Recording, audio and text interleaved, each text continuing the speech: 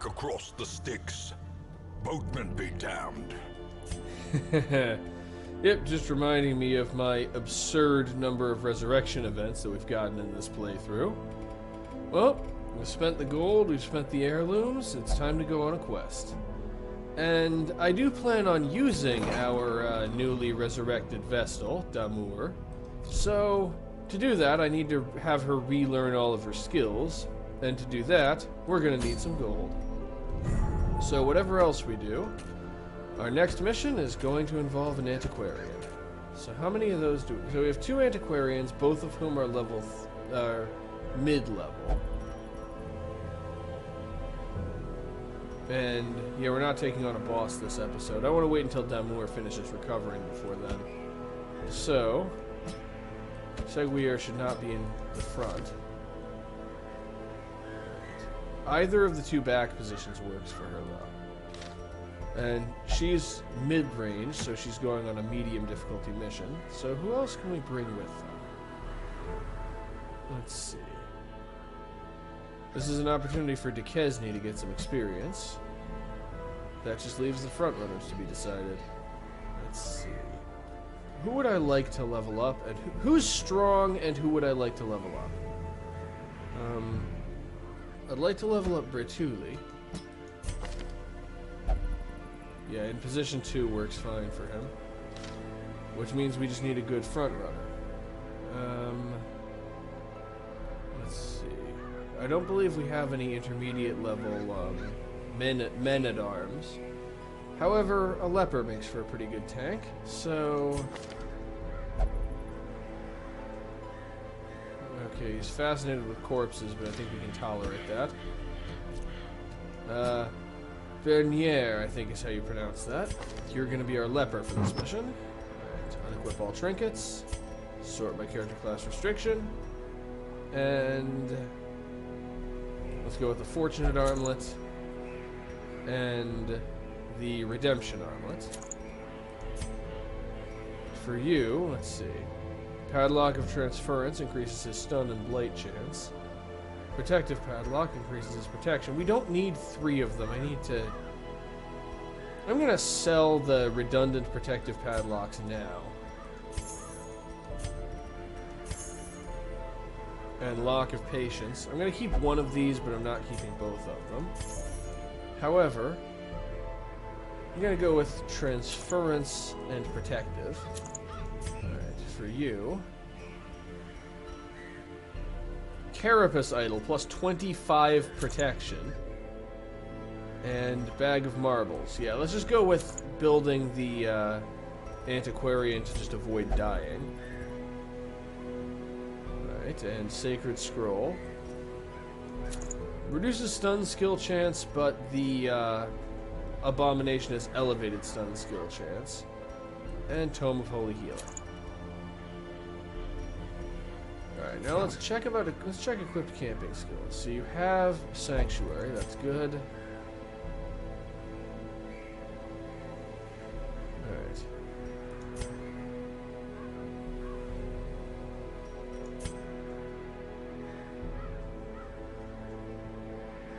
Alright, the camping skills are at an acceptable level.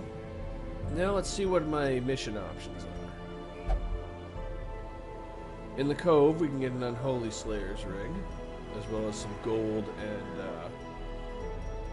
crests. Or, for a long mission, we can get the Restraining Padlock, 11,000 gold, and... You know, I like this mission a lot. It'll be challenging to do this with an Antiquarian, but I think we can handle it. And... the Restraining Padlock could be extremely useful in some situations. So, let's provision. A few more skeleton keys. Also, the Cove is a good place to adventure if we're bringing the Abomination, because while the enemies resist bleeding, though not as much as we think they do, as we saw last time, because while the enemies resist bleeding, they got plenty of susceptibility to blight. A good number of shovels, and plenty of food. Because we're going to be making camp twice. And let's bring some medicinal herbs. We've spent a fair amount on this mission, but with the help of our antiquarian, we should be able to earn it all back. Of course, having said that, we're going to end up retreating from this mission having lost all of the gold we invested into it. I just know it. That's just the way these things go. Every time I expect it to go well, it goes horribly wrong somehow. And yep, the game has decided to double down on the fish folk are resistant to bleeding. Yeah, well, ask my jester that. He didn't seem to agree.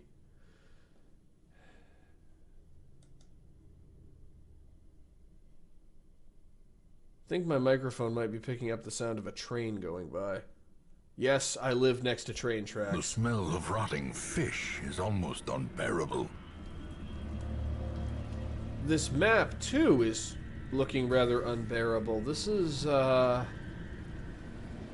keeping the backtracking to a minimum is really going to be a bit of a challenge on this one. So, if I go down here, over to here... I mean, there's no way to get to this room without backtracking. I can then go, like, up, or no.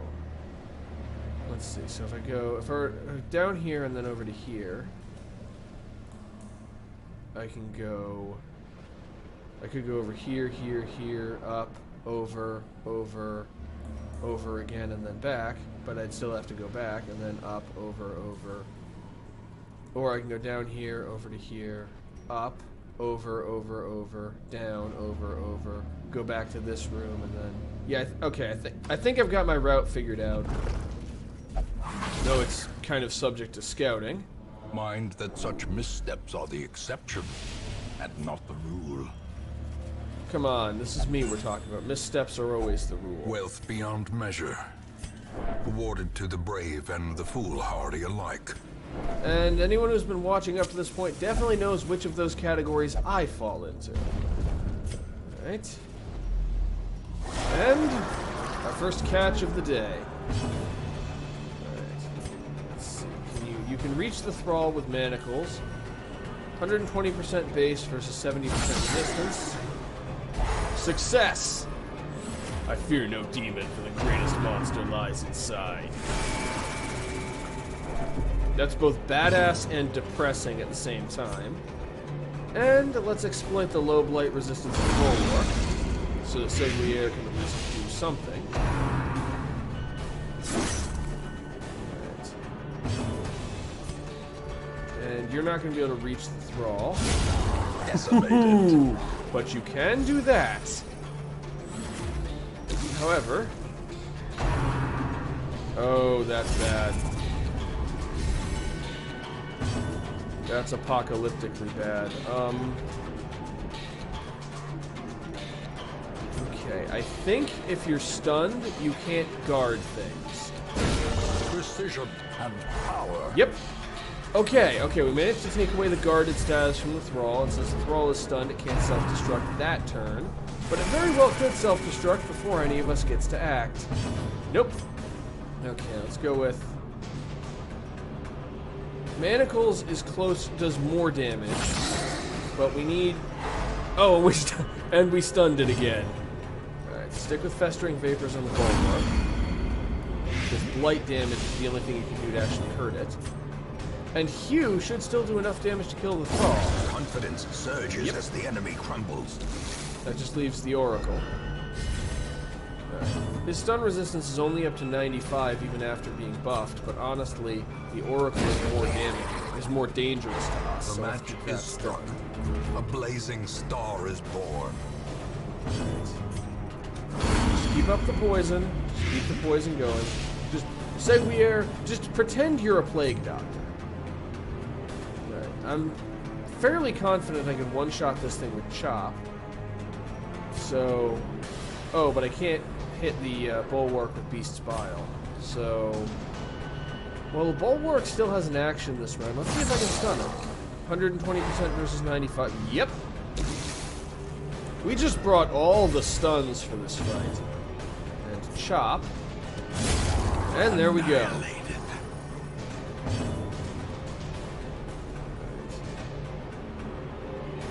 And I'm just going to go with Divine Comfort. Get everybody back to full health. I want to end this fight with the same number of hit points we had when we started. And that's it. There we go. Absolution. Mostly, really entirely for the stress heal. And solemnity for the same reason. And there we go. That cuts on its own. And that is how we do that. Fish idol. I seriously doubt this will do anything, but I need to get them out of my inventory anyway. If I had to guess, I would say holy water. Unfortunately, we don't have any because I forgot to bring any. Though I so rarely have useful interactions with holy water that I don't feel too bad about not bringing it. Of course, the one time I don't bring it, we have an actually potentially useful interaction for holy water. Assuming that that's what the interaction is. Okay. The biggest problem with this team is that the leper has very low accuracy, and the stingers have very high evasion. Their However, formation is broken. that takes care of that. The offensive. Their formation isn't really all that broken. And you can't reach the, but you could if it was Purge. Let's use Purge, because now I can reach the Enchantress with Chop, which has a decent chance of one-shotting her if it hits. Alright. We'll stick with stunning the Gladiator. Let's turn that Gladiator into a Sad-Eater. I'm not apologizing for that pun. Terrible strength. So the leper can probably only move one, but if you move back one, and you move back one, the leper doesn't actually need to spend his turn moving. Stun resistance is 95%. I'm gonna go with healing in the hopes of a critical healing to get some stress reduction. The Vestal, I'm a little worried about the Vestal's mental state. However, yeah, the leper can only move one. However, since he's in the front, he can miss the Enchantress, as we all knew he was going to. We'll go with Dazzling Light. He resisted it, not terribly surprising. Spirits are lifted, and purpose is made clear.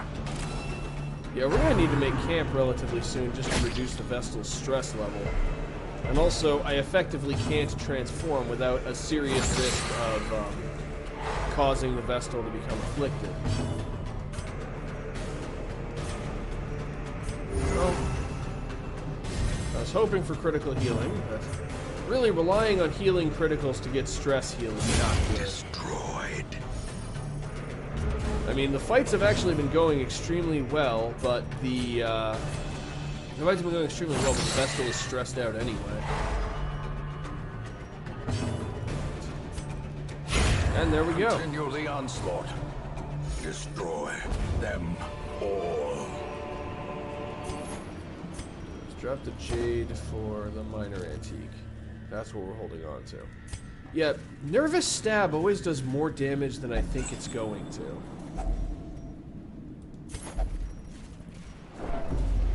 Also, I've never... I don't know if there even is a maximum to the number of antiques you can carry at once. Okay, we have the resources to make camp twice.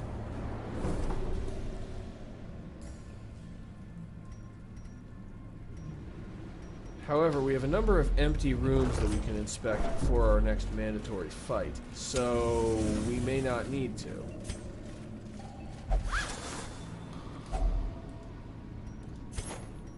And, yeah, 50 gold isn't worth worrying about. There's a decent amount of nothing to inspect, but pretty soon we're going to need to make camp just because I don't want the Vestal's resolve to be tested. I mean, I've heard of cases of people coming out virtuous, I think that's what they call it, but I'm not convinced that that's a real thing. So, we really just need to prepare for the Vestal to probably be afflicted. And I'm also going to risk, I'm going to risk having the Vestal disarm the trap, because the person who disarms the trap gets stress In reduction. Radiance, may we find victory.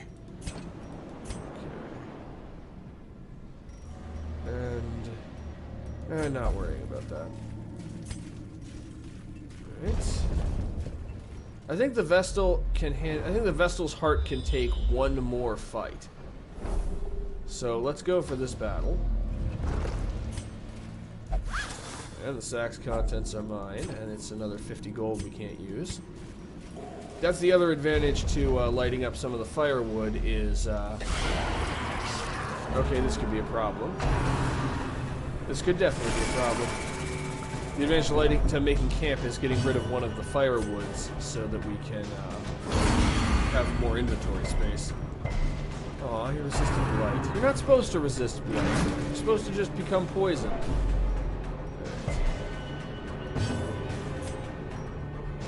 Manacles on the enchantress.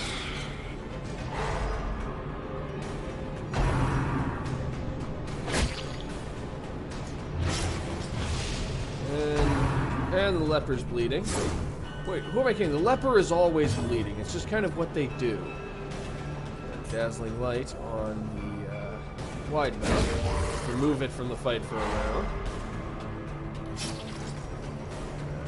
Self-bandage. And let's see if we can one-shot the gladiator. Oh, we can one-shot the gladiator.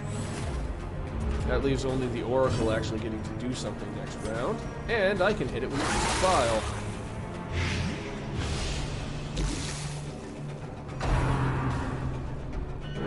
Yeah, Call of the Deep isn't going to do me very much good. That enchantress is not going to live to the next round. In fact, I don't even need to do anything for the enchantress not to live to the next round.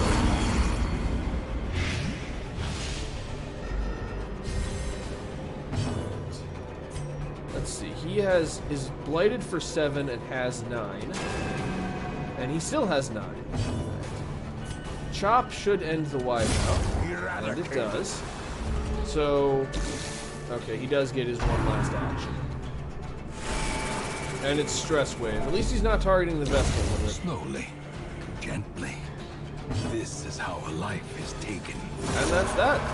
Fight's over. He'll die before he gets to do anything else, so let's just have everybody heal themselves and maybe get some stress reduction. This is a very healing-heavy team, which I suppose you kind of need in a long mission. Though it makes me wish I'd brought a Jester instead of... Actually, I don't know who I would replace with the Jester. Death by inches. I guess they heard me and they're giving me lucky dice just to mock me or something. And... let's see. 500 gold is the equivalent of 1 minor antique. Nah. Alright. And I don't want to do... I think before the next time we have to fight, I'm going to rest. But we can afford to make it until we would have to fight before resting. If only treasure could staunch the flow of otherworldly corruption. You know, for an entire stack of gold, I'm willing to drop the portraits. Since it's actually guaranteed this time. Especially since we have an antiquarian who increases the maximum gold we can carry. Now, do we get scouting? We do not. So, this could be a battle, and I don't want to put the Vestal through another battle without resting, considering we really don't need to. So, light up the firewood. Huddled Tonight, together, we feast. furtive and vulnerable. Let's reduce all the Rats in stress a levels. maze. Now, before I forget, Sanctuary. Prevent nighttime ambush. And that should... oh, it only reduces stress if they have mortality debuffs. And... let's just go around the camp and encourage the Vestal one by one. And... there we go. Now the Vestal's stress level is down to basically nothing. Let's see. What other actions can we take? Wound care... I'll pep talk the Vestal now. And rest. Here we go. The way is lit. The path is clear. We require only the strength to follow it. I imagine they just went around the campfire and each one of them was like explaining to the Vestal how well everything has been going. Brackish Tide Pool. Not sure what effect this will have. I'm guessing this, will heal the recipient, but I'm not sure. Oh, reduces stress. Alright, that's what I was hoping it would reduce stress. Alright. And, ooh, not only is it a fight, it's a tough one. Kanuea Crusher. And two of these oracles who love to cause stress. Masterfully executed. Destruction is all I can give this world. This is I really like the Abomination. He's just so so entertainingly edgy. The greatest beast lies within. Destruction is all I can give this world. It's oddly endearing how just kind of committed to the edginess he is. Alright, and you do the same thing you always do. Hit bad guy with sword.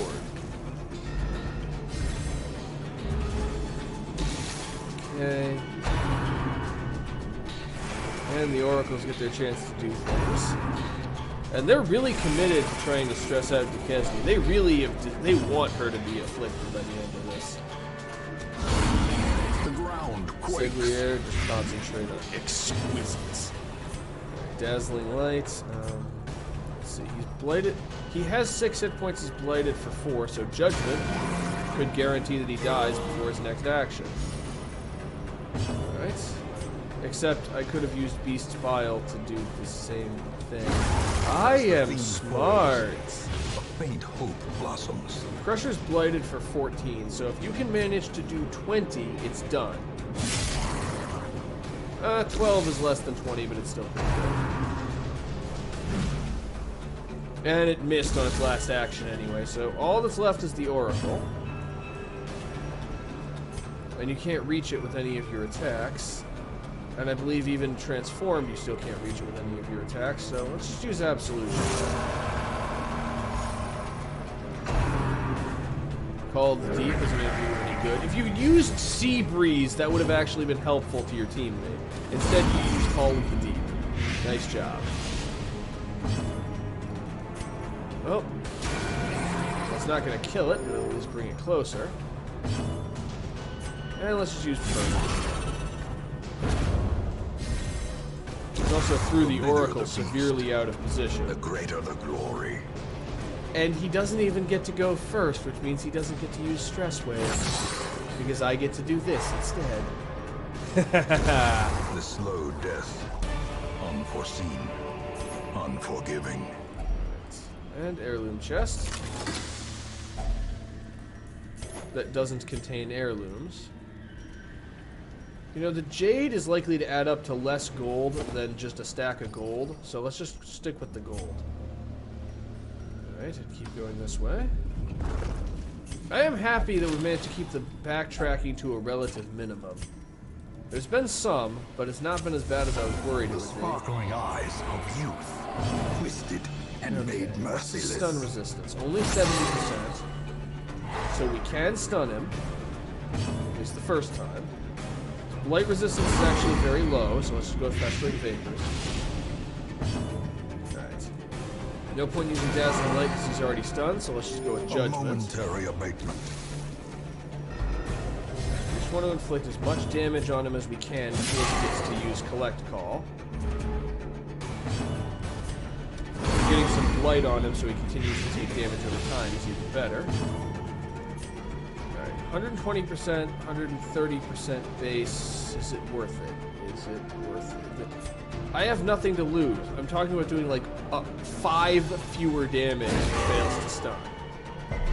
Which it did. Chop. And he's down to about 1/3 of his maximum health, and I think this is a good situation though where I want to use Transform.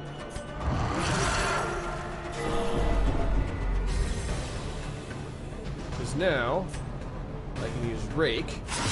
Won't kill him, but since he's about to use Collect Call, I think we're going to want to use the Transform mode.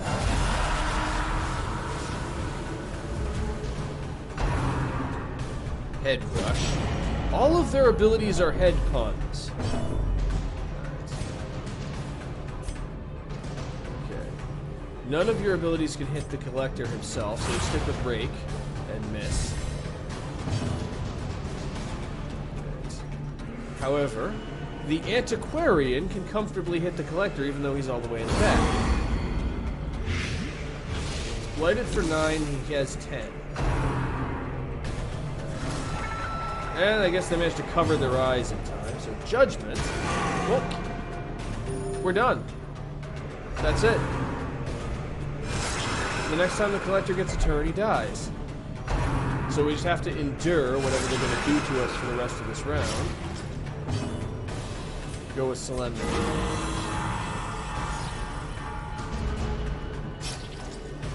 Okay. I'll bandage you up and go back to being human. I don't think I even needed to transform. This fight went better than I expected. Confusion. Nerves. Absolution. Critical absolution, even. Fortifying vapors on yourself. Hopefully the Vestal gets a turn before the Collector does. Headstrong, that's actually really seriously bad. I didn't realize that she could do that. Oh, let's punish the decapitated Vestal for that.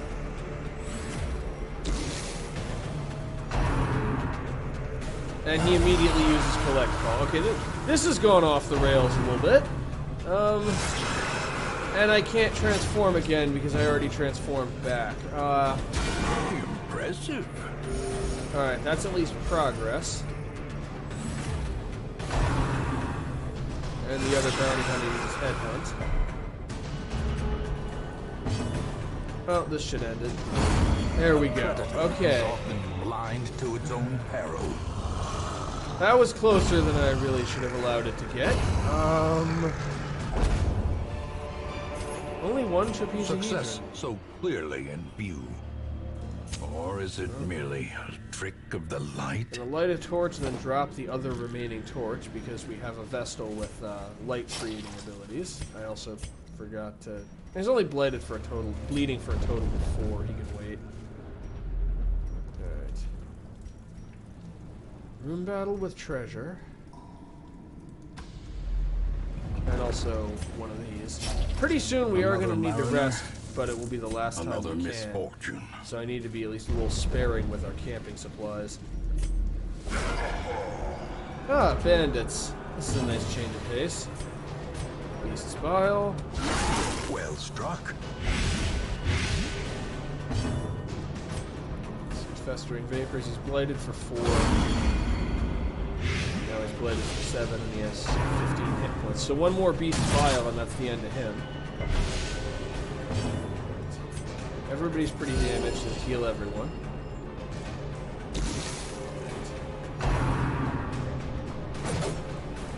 We've been dodging a lot. This is especially surprising considering the fact that one of my front runners is a leper. He's been both hitting way more than I'd expect and dodging way more than I'd expect. Okay, you just move yourself back into position because the Abomination won't have a chance to do that. I think it's Fortifying Vapors. Won't restore much, but it'll restore some. And for you, let's finish off the Cutthroat. Alright. That's the end of the Cutthroat once he gets his turn. Blanket Fire still is not fun. We'll start working on that next turn. And now, Bernier, do what I was hoping you would have done before. 25 without a critical. That's impressive. And 24 with a critical, just going in the other direction this time. Alright, and now... Yeah, I'd want to punish the leper too after he did that. And now, all we have to deal with is the Fusilier. And soon, we won't even have to deal with him.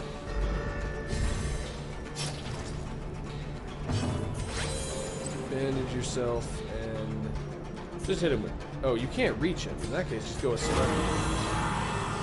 Lots of criticals all of a sudden.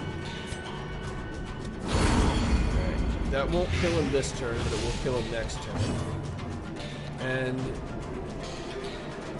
which is... I'm gonna actually risk another Blanket Fire to get more healing. Because this way we can at least enter the Blanket Fire with everyone at full health. Prodigious size alone does not dissuade the sharpened So blade. can he use Blanket Fire when he's in position 1? No, he can't. Death instead he does that, for the slightest which lapse is in pretty concentration. bad too, but well, he's dead now anyway.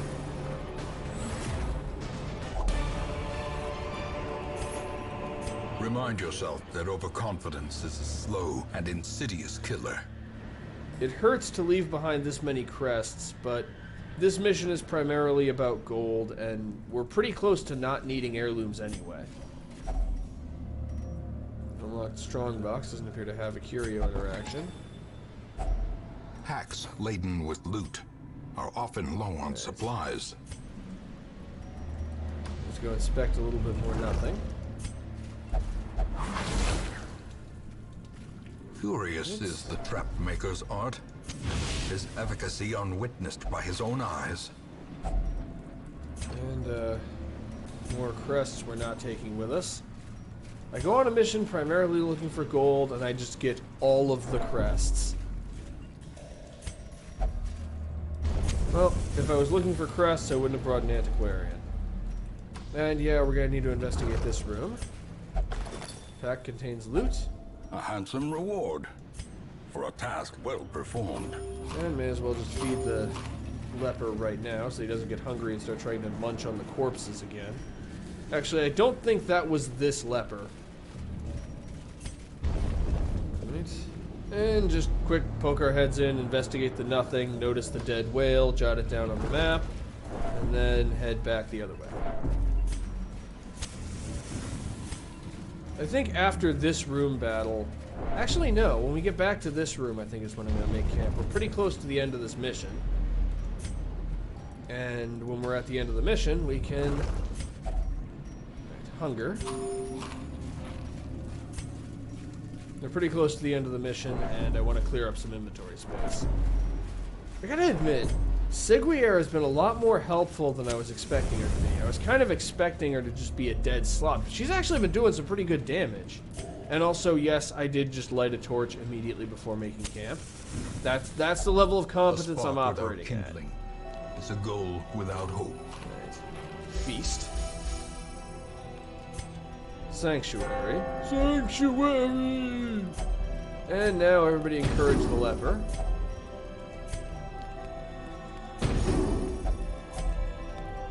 And I may as well chant. And rest.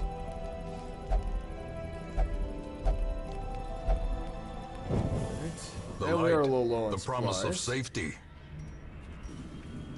Yeah, considering the fact that we now have 0 food, how much you want to bet we get hunger 3 or 4 times before the end of this mission? Just knowing the way that these things tend to go. And we have scouting.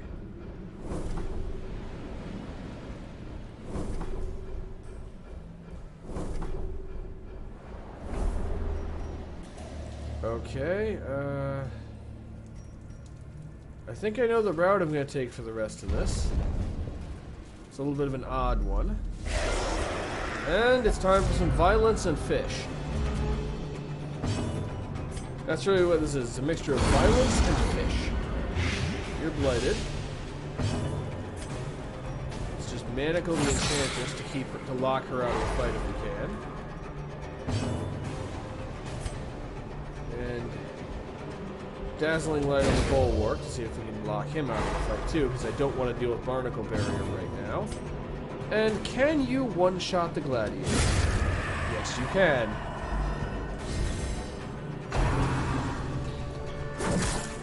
Spear fishing.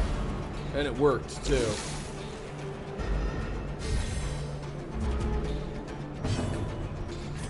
Let's see, your stun resistance is 95%. May as well use Dazzling Light anyway.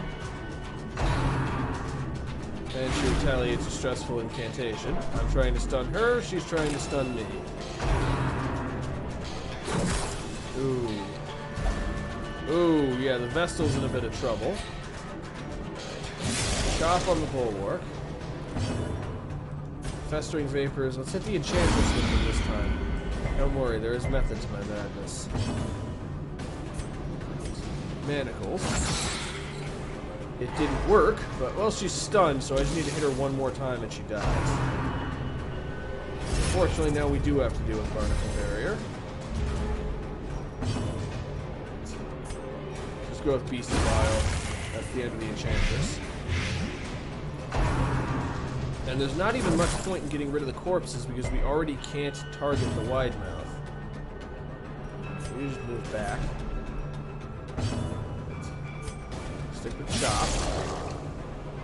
Yeah, unfortunately, we're going to be getting rid of the bulwark the slow way.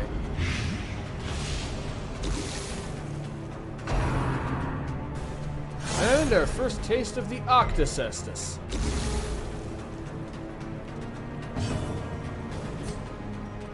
As well as go with that solution.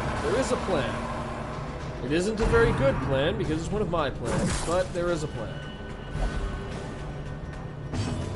And that plan is Purge. It won't kill the bulwark, but poison will, and that'll just leave the wide mouth standing out in the open looking like an idiot.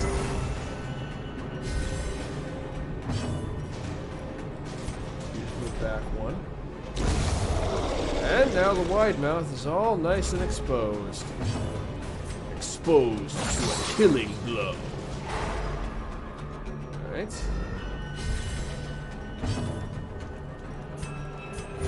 And everyone except the leopard just heal. Divine Grace. I got the Vestal nice and fixed up. Now I just need you to do one thing here, Bernier. I need you to not miss. Good. It's a good job of not missing. Be wary. Triumphant pride precipitates a dizzying fall. Secret compartment, and in that secret compartment we find heirlooms. Drop the jade for the busts. And what else is, let's see, not worth dropping any of our gear for the crests. Actually, I probably could have dropped the anti-venom. Haven't really had much use for that in this mission. That one tide pool, but otherwise, there hasn't been a whole lot of blight in this mission. I don't remember, as a rule, I don't ever assume there are no enemies that can cause a particular status effect. Watch your step. So I always prepare for every status effect in every area. But is it true that there are just no enemies in the cove that can inflict blight? Okay. I'm gonna put this one on the leper. Necromania, that was the one I was hoping it would get rid of. And it's time for some violence again. Violence and tentacles. Alright. Beast's Bile, because you can hit the guy himself. Alright, gotta wear the Oracle down. Festering Vapors on the one that's already blighted. I'm gonna gamble on being able to hit one of these with Chop. That's a bit of a risk, but I'm gonna try it. And the other stinger is already out. And the Vestal is stunned. Yay. Oh. That's the end of one stinger. And the other one may as well be dead. So we're almost... I keep saying it. I keep saying it. I say that it's going to die next turn and then it gets healed. Every time. Alright. And the Antiquarian's bleeding again. A singular Ooh, strike. critical vomit. Critical vomit. And may as well go with Purge. I think that would have destroyed the corpse even if he had just used a normal attack. Let's heal everyone. Our torch level is acceptable is a rarity still. in the fevered pitch of battle. And that's that. Since he didn't use a healing ability, that's the end of the fight. We just need to wait for them all to keel over. So we may as well use our healing abilities.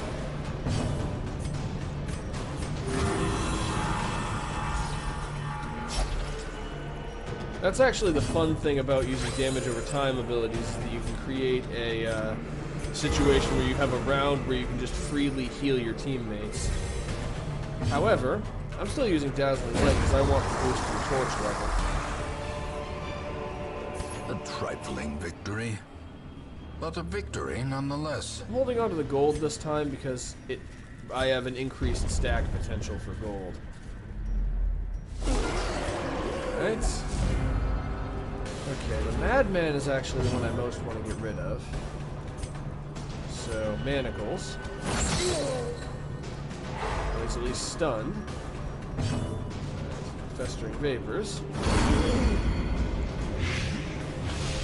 That still isn't going to get rid of him. Chop on the gladiator. Unfortunately, he survived. Let's see if we can change that. And there we go. You just got killed by the white mage. How does that make you feel? And Seguier showing her retail experience, knowing when to duck.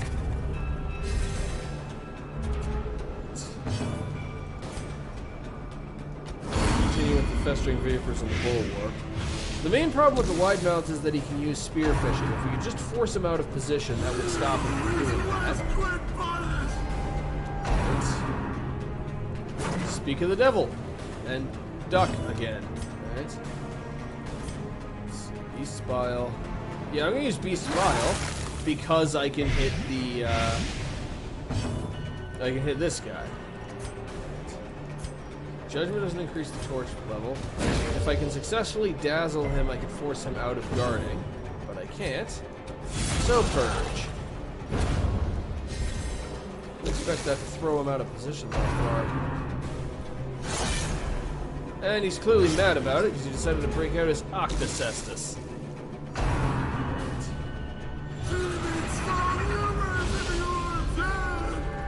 You just accused, like, the most upstanding member of the team. I'm gonna be honest, it's kind of funny that accusation does the same amount regardless of whether he's accusing, like, the occultist who regularly summons eldritch tentacles to attack his enemies, or the, Vestal, who uses, like, the holy powers to heal people. Accusation has the same effect no matter what. Let's go with Hugh. Because that guarding is causing me a lot of problems, but the wide mouth is just about to keel over on his own. Just heal everyone a little bit. Or a lot of it. And the Madman is going to be the last one to die. The game heard me say that I wanted to take him out first, and so I'm going to end up taking him out last, aren't I? And I'm also going to continue to... All signs indicate I'm going to continue forgetting to use bandages. Okay. Let's just use nervous stab. There we go. Just do a little bit of healing. Except...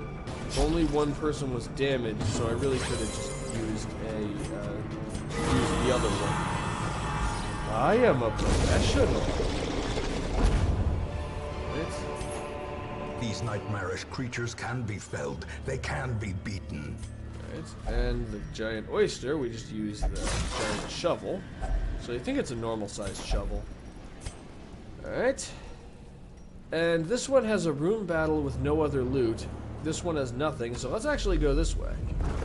Of course, just the smallest bit of backtracking. And people continuing to accumulate stress. Alright. And shovel our way through here.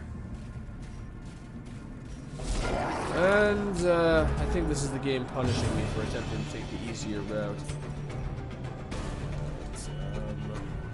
So you can go with Beast Spot.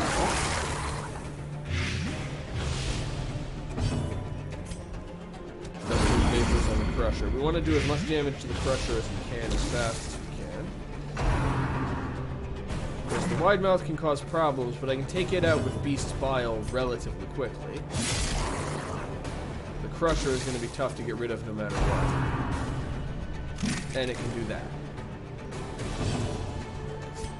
Not want to be hit with arterial pinch when we're running low on... In fact, we're completely out of bandages. I really do not want to be hit with arterial pinch right now. That would be very bad. Quick bleed you for like 18 damage. Alright, the wide mouth is out next turn. That leaves us with just the Crusher. Unfortunately, just the Crusher is kind of... He's enough of a problem on his own. Or not. Alright, everybody. Time to practice your battlefield resting technique. Just break out the lawn chairs and chill while we wait for the enemy to finish dying. And I'm going to use Divine Comfort because critical healing on anyone can reduce stress. Abatement. And Solemnity will do nothing, but why not? And there he goes. Cursed champion falls. Anyone who wonders why I like using bleeding and blight skills, that's why. Right. I'm also probably about to discover that this is actually not far enough to... I'm really glad I took this route. Even if it turns out that this isn't enough and we won't have explored 90% of rooms when we get here, I'm still really glad I took this route. Oh, the secret room counts. Well, that's perfect. Break out a key, and we get 3 trapezahedrons. Well, for that, we are dropping the antivenom, the torches, and the keys. And we managed to finish with 4 puzzling trapezahedrons in addition to all of our other loot. Money, money, money, money! Money! Aspect. This twisted, cavernous maze seems almost traversable. And not to mention the 11,000 gold directly from the reward, and a rather nice piece of equipment. Not a whole lot of heirlooms, but you know, that's nothing to sneeze at, considering the fact that we were definitely favoring gold in that mission. And now everyone is up to resolve level 4. Still need one more mission before I can take them on champion missions. And Bretuli is a Cove Scrounger. Seguier is nocturnal. That's not really that big of a deal in either direction. Duquesne could be a problem with her temptation, her dark temptation. Also, despite my best efforts, Duquesne does have high enough stress that she needs to spend time in a stress facility. There is a great horror beneath the manor. A crawling chaos that must be destroyed. At least Duquesne is not, at least she didn't end up becoming afflicted, but despite all of my effort, she is going to need to be treated. Now, the Nomad Wagon is the only thing we haven't maxed out, I believe. So there's no reason not to trade everything we've got for crests.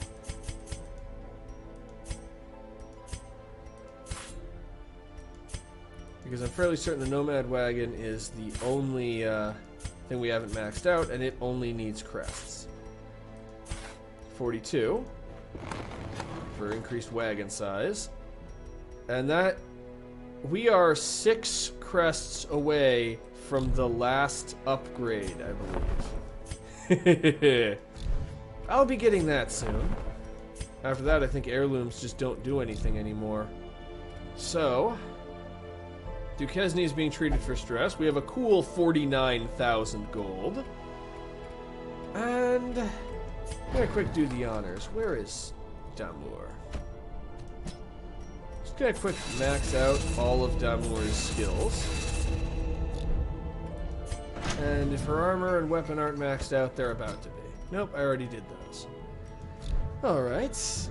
Well, our Resolve level 6 Vestal is fully back up to fighting strength. She does have a not ideal collection of quirks, but I think we can tolerate that.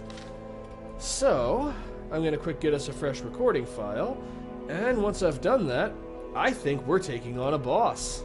I will be back in a moment. All my life I could feel an insistent gnawing in the back of my mind.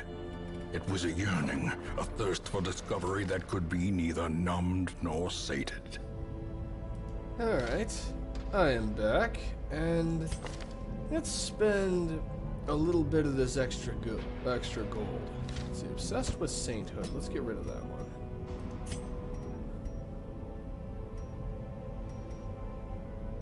And I don't know who specifically I'm going to use for my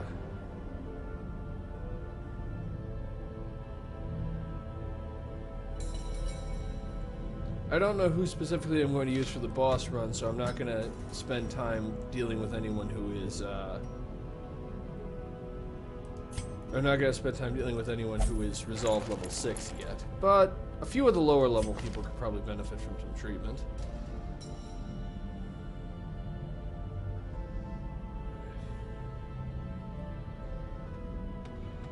And last one is I want to treat Bretuli. And I want to lock in his hard noggin, because 15% stun resistance is pretty good. And let's get rid of Bloodthirsty. In total, that'll cost a fair amount, but we can afford it. Let's see, the Nomad have anything good? Virtuous Chalice. That may have something to do with the virtue mechanic I keep hearing about. Warrior's Bracer is okay, but overall none of these is really that impressive. And let's see. I kind of wish I could sort my heroes by, like, the degree to which I've upgraded their equipment, so that I could quickly check for people whose equipment isn't fully upgraded. But instead I end up having to scroll through the entire team to find people who have gear that is ready to be upgraded. Sort of all love it, kind of deal. But it looks like everybody's equipment. Papon could benefit from an upgrade. No one's gonna upgrade everything. The Mentor's Skull. It's dark Inquisition. Bowen. Vestal.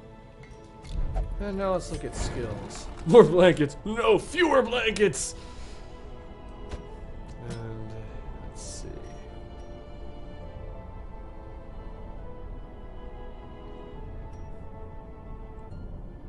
Definitely want to boost Weakening Curse and Sacrificial Stab.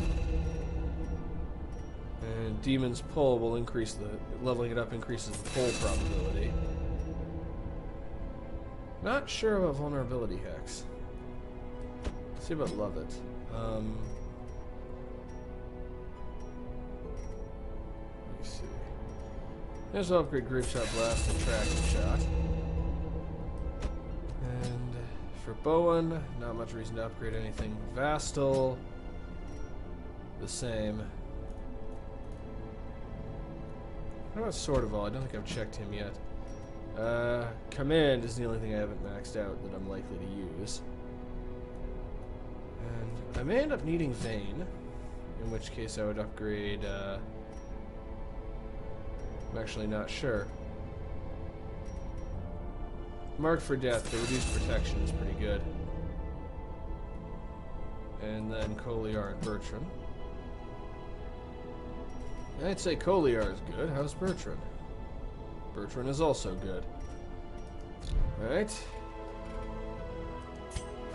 And I'm pretty sure my champion level people have good camping skills. We know. Let's see. The Damours died, I think, far enough back that I wasn't very... Nope, I was good with camping skills by the time Damours died. Let's see. Vayne. He could potentially learn wound care and tracking. Neither is that good. How about Vestal? The Hellion doesn't really have the best, I don't know, she has a few good ones, like Sharpened Spear. Right. Bowen looks good. Papon looks good. Love it. And Sword of All. Yeah, I'd say we're good. Well, I'll hold off on my gold for now. And which boss to take on? The Drowned Crew or the Brigand 16-pounder?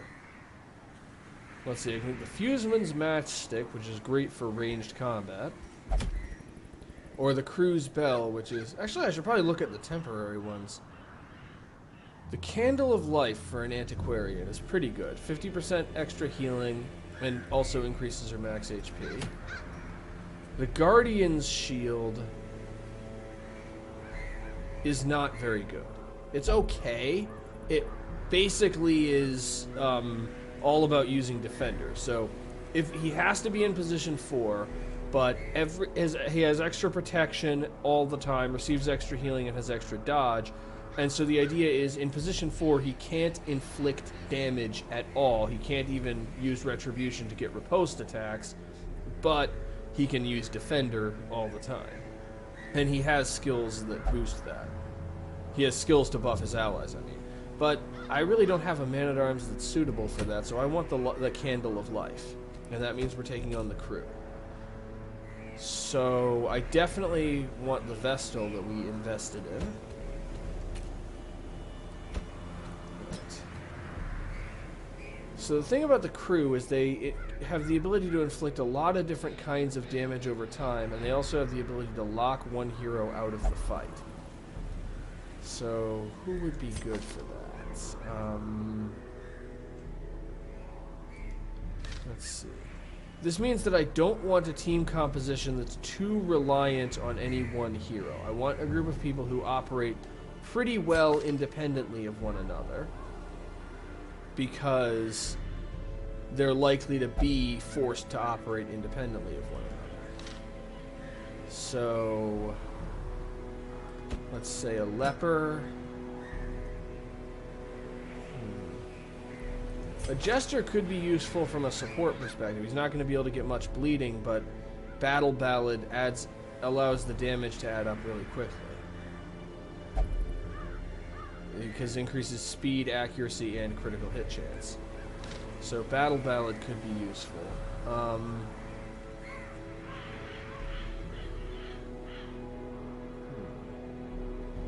Who do we have that's resolved level 6? Let's see. So I could go with a Hellion. Of course, the other thing is that I also need a team that's likely to actually make it to the boss. So Plague Doctor.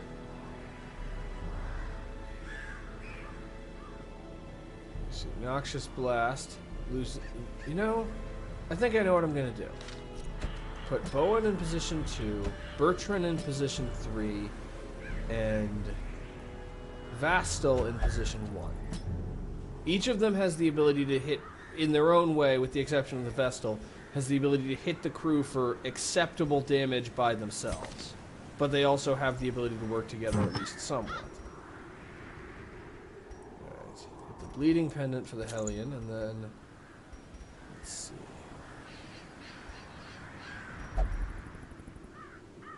Is the crew unholy? Or I'm pretty sure the crew is unholy. So I'm going to gamble that they are and use the Necromancer's Collar. I may regret doing that. So let's unequip all trinkets, which will probably include unequipping what I just equipped to Vestal. Yep. But sort by character. That's not what I meant. Sort by character class restrictions. Give her the Necromancer's Collar.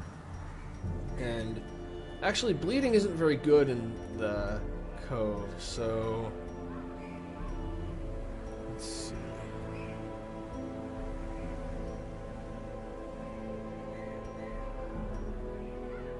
I'll go with the Crescendo box. Hellions are all about damage anyway.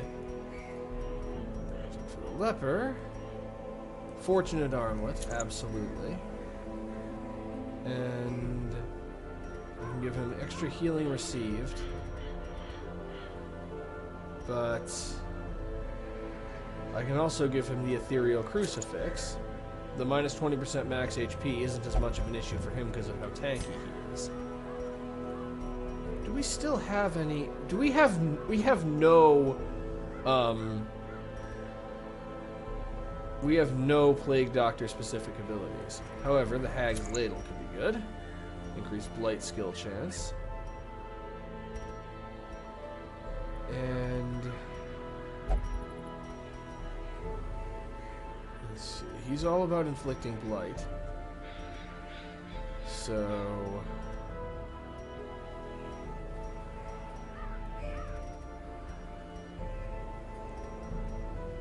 let's see. Is there anything else we have that's good for being a hero that specializes in inflicting blight?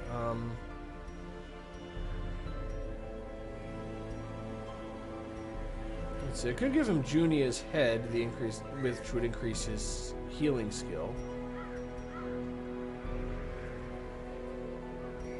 You know, I'll just give him the Flesh's Heart, just to make him more durable. I believe he's already died once too. And for you, Sacred Scroll and Book of Holy Heal, or Tome of Holy Heal. And Provision. Alright. Plenty of shovels. A little anti-venom. Lots of bandages. A couple more of those. Some keys. Let's actually bring holy water this time. I don't need that much. Plenty of torches. And plenty of food. That should be enough food. And let's see if I can survive this. While the greedy dogs slept off their revelry, I hexed their anchor with every twisted incantation I could muster, imbuing it with the weight of my ambition and my contempt for their crude extortion. At the witching hour, the anchor pulled with preternatural force, dragging craft and crew down into the depths. They must have cried out, but no sound escaped the swirling black waters. So I suppose the lesson here is, do not attempt to extort a person who you know is consorting with the Eldritch. The poor devils, chained and drowning for eternity. Okay, I'm guessing the boss is here. But yeah, the lesson here is, when you know that someone is consorting with demons and has terrifying magical powers, maybe don't try to extort them for money. You know, that's just not the kind of thing that tends to end well when you do that. And the sack of contents are mine.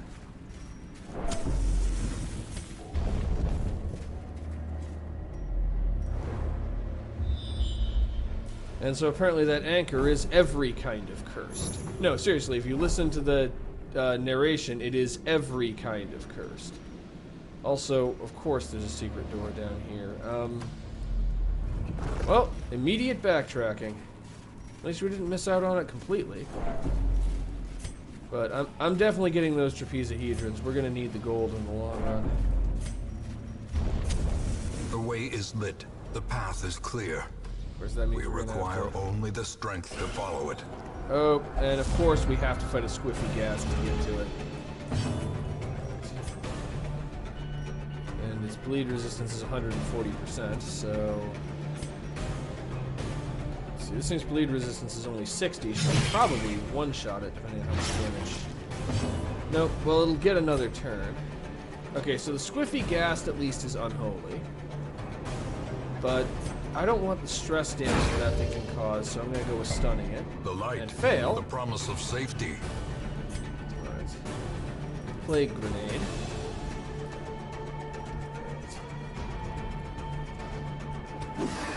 And that missed too. Let's go with Hue. Alright. And Maddening Shanty. And stress. All of the stress. The maggots aren't particularly dangerous. On its own. Noxious Blast. That one hit. And it debuffed him. One of the reasons why I'm bringing Bertrand here is because his ability to reduce enemies' accuracy could actually be really helpful.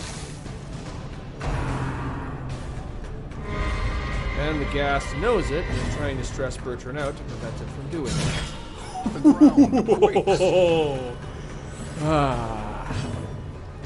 I'm not used to having a champion level Hellion anymore. It's nice. This a little 30-something damage critical. And you finish off the maggot. Falls, a faint hope blossoms. And there we go. I was not expecting taking on a ghast to be that easy. Okay, and now we're in front of the secret door. And we have our key. And let's drop the jade. And back the other way. There's 2 extra battles here that we don't have to fight, and I want to keep us as fresh as we can be for the boss. The crew has given me a lot of trouble over the years. Well, it hasn't actually been years. It only feels like years. The crew has given me a lot of trouble over the course of this As the project, light gains purchase, and spirits are lifted, I want to be as and prepared as purpose we is can made be. clear. I mean, I'll make a detour for a secret door, but the main goal of this mission is to defeat the crew. So I kind of feel like they don't deserve Wealth to be beyond defeated. measure, awarded to the brave and the foolhardy alike. But at this point, there's really not even any point in picking up heirlooms. I mean,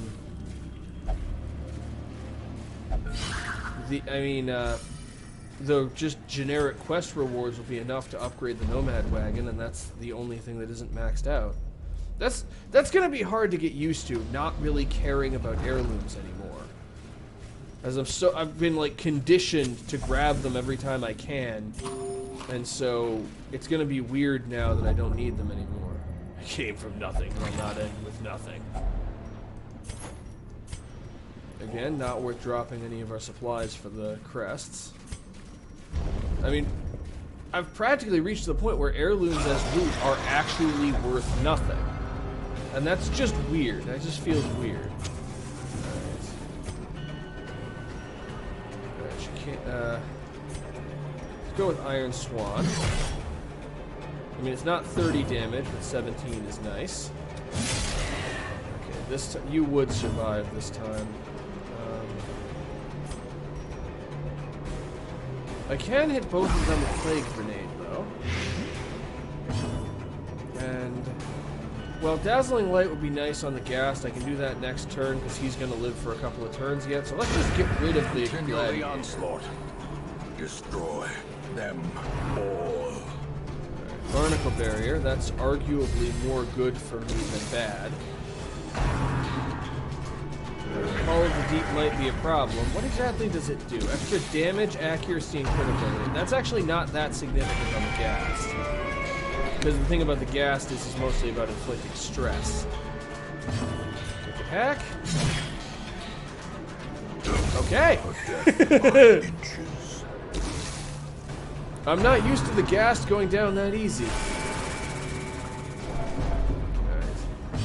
And Plague Grenade, no, that still won't work. I'm just going to use Noxious Blast on the champion. We're just going to have to wait for his protected status to wear off naturally. Which means we need to, in the meantime, actually fight the champion normally.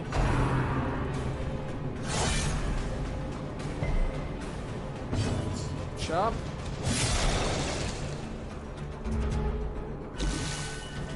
And he's not blighted anymore, so we actually have to hit him one more time to make him die. And I can't actually reach him no matter what, so let's just keep taking the champion down the slope way. Yeah, one of the reasons why I like the Plague Doctor, blight damage ignores the target's protection entirely. That is fun.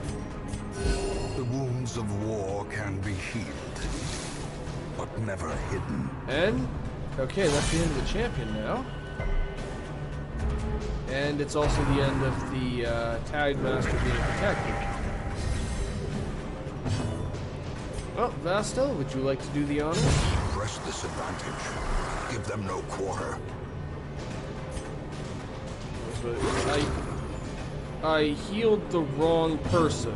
Well, I suppose now you can use Celebrity. The wounds of war can be healed, but never hidden. And Divine Comfort, because we could always get critical healing. But we didn't. Slowly. And there we go. Gently. This is how a life is taken. Unlocked strong box. And the contents are mine, and the contents are worthless. For a task well performed. Unless it's going to turn out that we can sell heirlooms for gold when we don't need them to upgrade anything.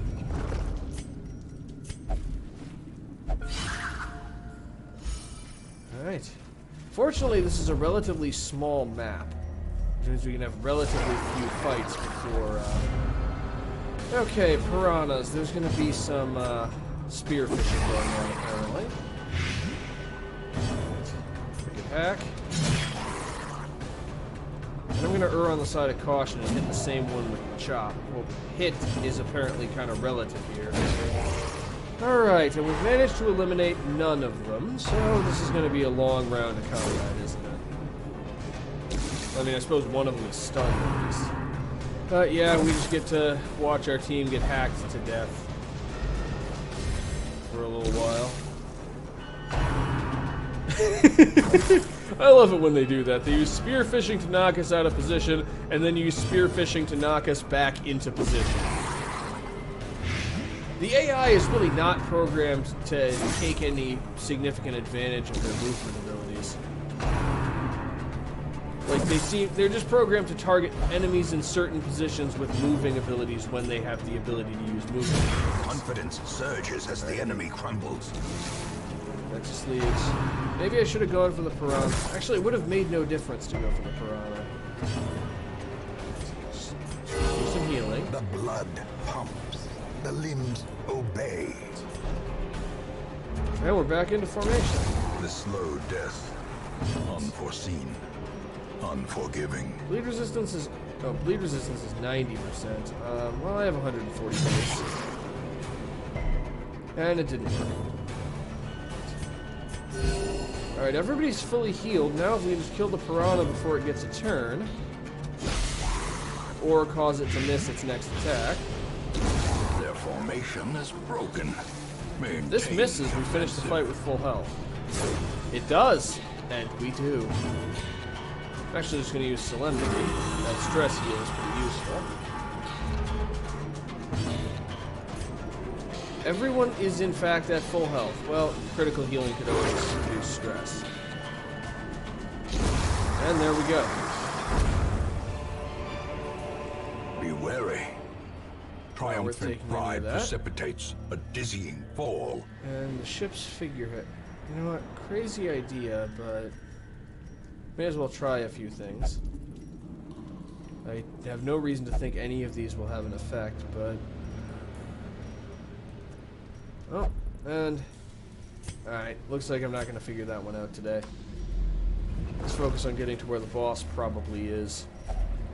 And more hunger. This is why I brought plenty of food. The match is struck. A blazing star is born. Part of it is I want to make sure that we're able to feast right before we go into the boss fight so that I can enter the actual fight with everyone at full health. What are the odds that this is the boss room?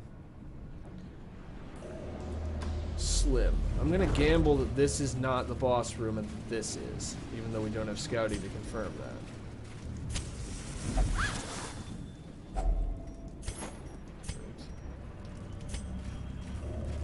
Almost there.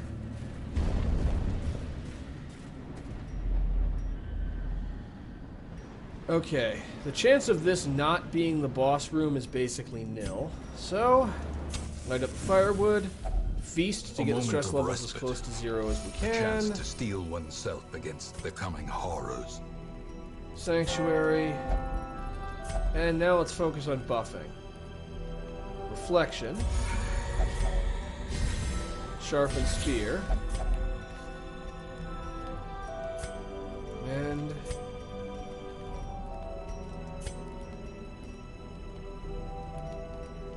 that's kind of all we've got. I may as well have somebody encourage the Hellion, because she has the most stress. But...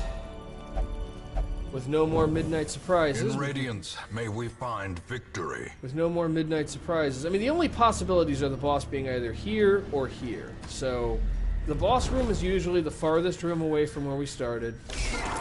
And they've decided to give us a sample of what we're going to be up against. Nuea Savage. Iron Swan. Let's see if you can take this thing out. 71% to hit, and you will almost certainly kill if you do. Noxious Blast on the Maggot, because you can probably kill it. Okay, it gets one more round to live, and then it dies. We gotta tolerate that. You can stun that thing. In that case, just go with Chop. Alright, we have to tolerate the Maggot attacking us once.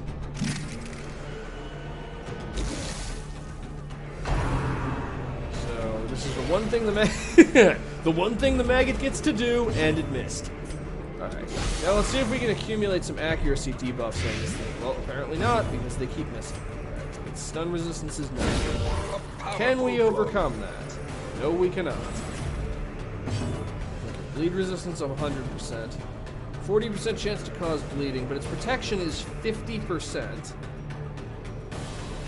And so the only slightly reduced damage of if it bleeds, reduced by about a third. Honestly, I'm going for 40% chance to inflict bleeding.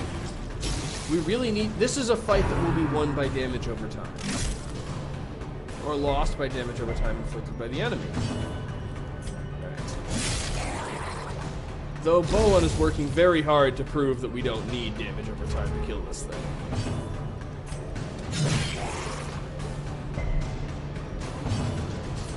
Blast. It's blighted for 14 and bleeding for 4, and it has... So it's losing 18 hit points per turn, which means if you can do 6 damage, and 17 is larger than 6... would heal the tiny bit of damage we've taken. And there we go. Champion falls. I'm gonna drop the crest for Jade because I really don't need the crest. We're getting 30 of them, which is more than we need if we win this fight. And if we lose this fight, we don't get to keep the loot anyway, so really no reason to hold on to that. And I realize we get better loot if the torch level is lower, but I want to live. So I'm lighting up a torch, get the torch level. 95% should be good enough. Here we go. Even in death, the captain shouts his orders, and the crew obeys. Alright. Drowned anchorman. Okay, what's their bleed resistance? Is 150%. So the crew's bleed resistance is only 100%. Drowned anchorman has 50% protection. We might be able to take it out. And the boarding clutch, which does damage, but it didn't cause bleeding this time. Let's see if we can stun him. The stun resistance is only 90. Alright.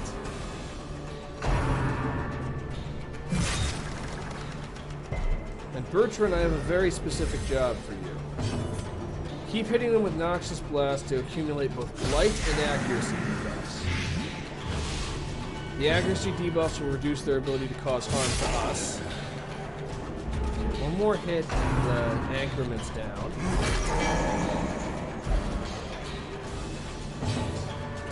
Stick with the Noxious Blast.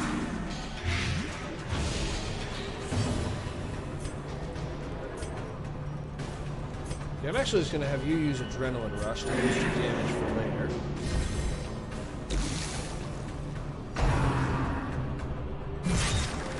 That hit hard. And you use Chop and remove the anchorman from the fight. I'll move back 1 so far. Mutiny? What does that do? We really want to move the Vestal. Continue with the Noxious Blasts.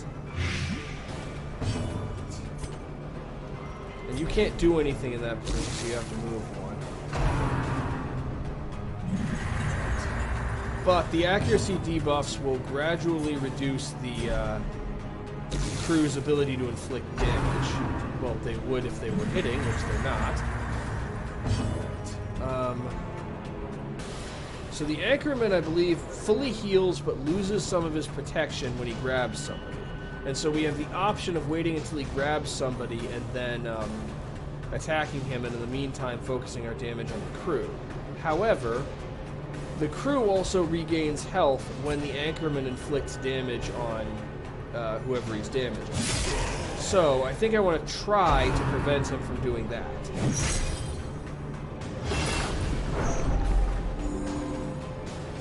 Because, yeah, it causes the... But now his protection is 0. I'm going to stick with Noxious Blast on the crew, so the crew is taking more damage per turn than they're healing. Except they're not. I'm only mitigating the damage.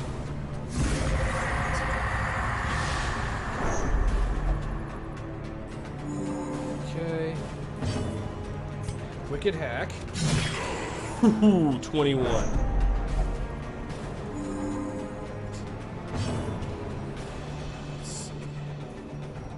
Judgments.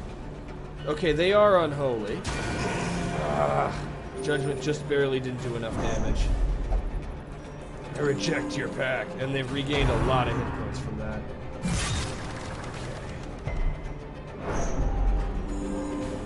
So every time anyone gets an action, he takes stress damage, and the crew regains health. That's bad. That's very bad.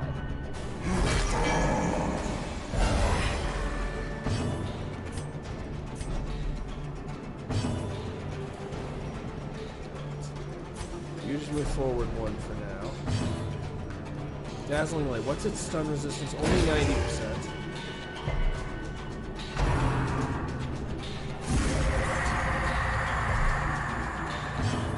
Chop. Okay, so... Alright, I think I've got the play. I think I got this figured out.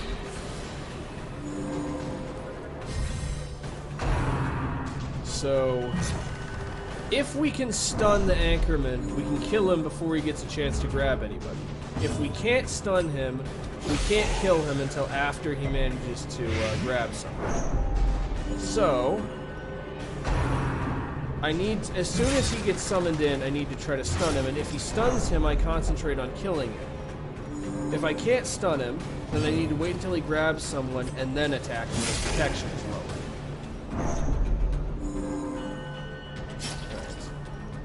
Right. Bandage. And... Okay.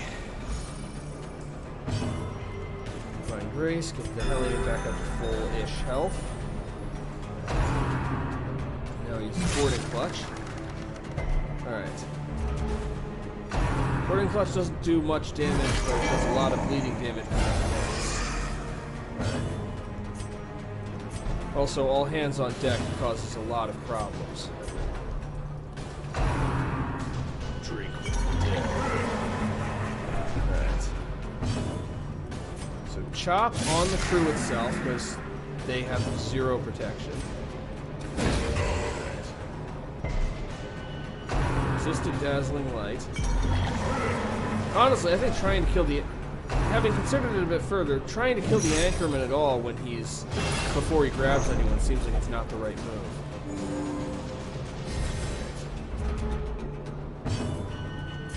However, Bertrand is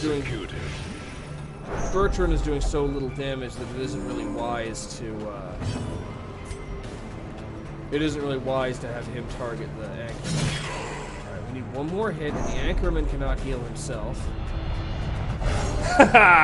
And he came out virtuous. Many The blackest fall night in the face yields of to the chaos, brightest but dawn. not this one. Not today. And he broke free. So if your resolve is tested and you come out virtuous, you break free. A decisive pummeling. Keep doing this. I think we can take them. That coming out virtuous really turned the tide. That was...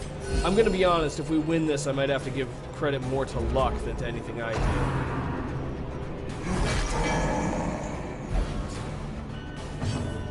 We move back one.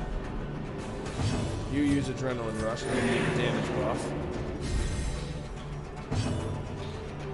Divine Comfort, let's get everyone up to full health.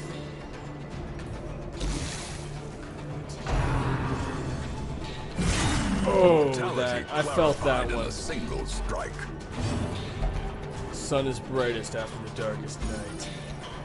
And 39. Bowen really is the MVP of this one. Of course, Reflection, the camping skill Reflection, does a lot of good. I will not join your doom. Wait, is he immune to it now? Is he just immune to that ability because he's... Oh, thanks. That you would resist it now. Adrenaline Rush, better than bandages.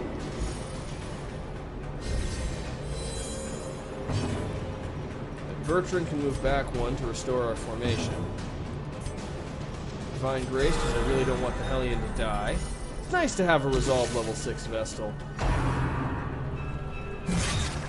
It's also kind of funny how dedicated they are to trying to take out the Hellion, who is really not the main threat. They're desperately trying to take out Vestal while Bowen is just standing in the front, hacking away like he's chopping wood.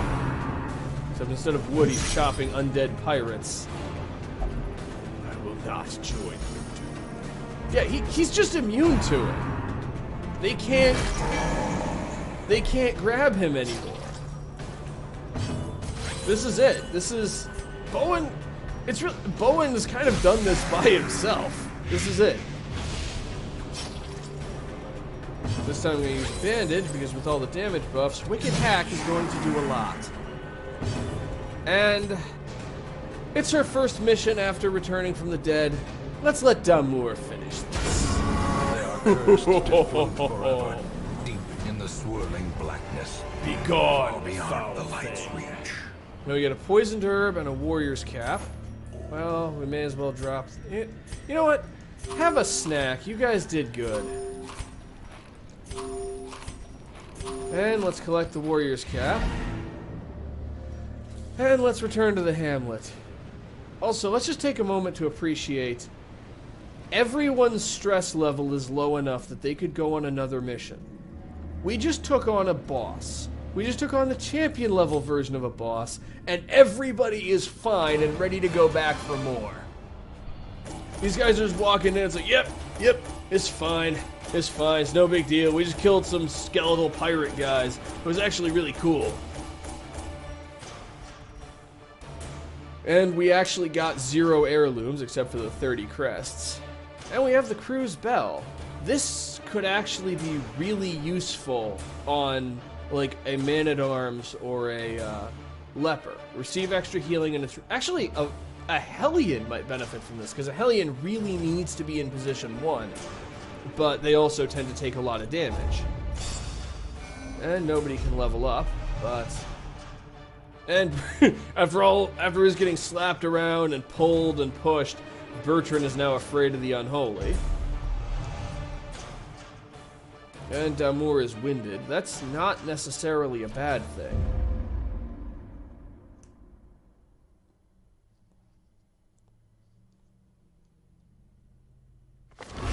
Flames on the horizon. Sulfur in the air. The wolves are at the door. And Wolf is back. And we just have a team of people who killed a crew of skeletal pirates. Yeah. However, I'd say this part's already gone on long enough, so we will be taking on Wolf next week. No, before that, I am going to get the final Nomad Wagon upgrade. And we have restored the hamlet to its former glory. Well, hope you enjoyed the episode. I love you all, and I will see you next week when we get our revenge on the brigand Wolf after what he did last time. I'll see you then.